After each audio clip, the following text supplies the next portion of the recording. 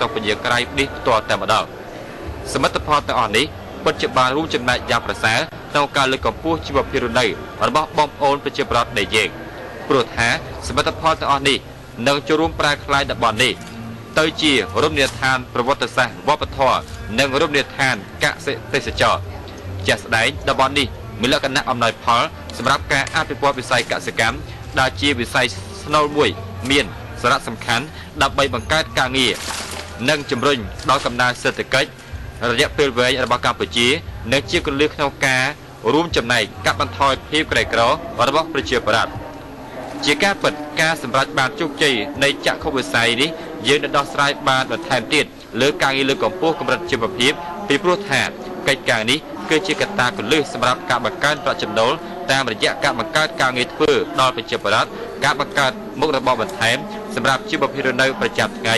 ក្រៅពីការងារស្រែចម្ការពលគឺបន្តជំរុញលើកទឹកចិត្តដល់ប្រជាពលរដ្ឋពិសេសសហការបានជិតស្និទ្ធជាមួយដៃគូអភិវឌ្ឍនៅតាមមូលដ្ឋានទៅលើការងារចិញ្ចឹមសត្វការដាំដំណាំរួមផ្សំនានាសិប្បកម្មតម្បាញផលិតផលធ្វើអំពីឫស្សីស្លឹកត្នោតសម្រាប់កិត្តគោកបន្ថែមដល់ជីវភាពប្រចាំថ្ងៃ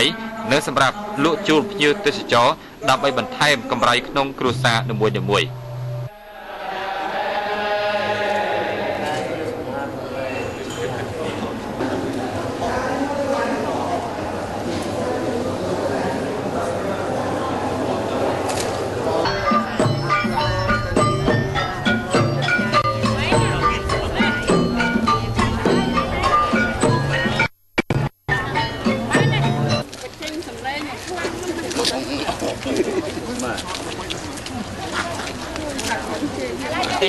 ม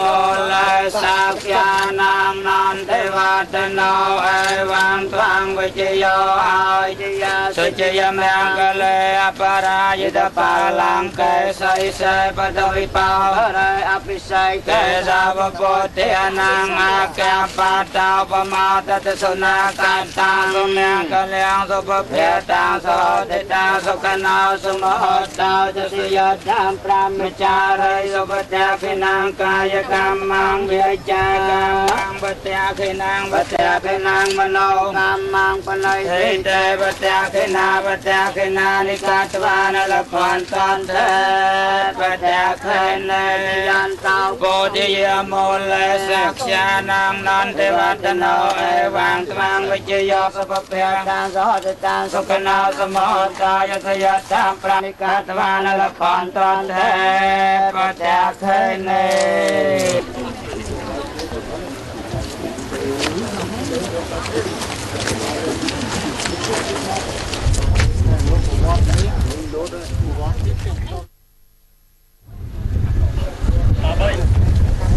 cho trong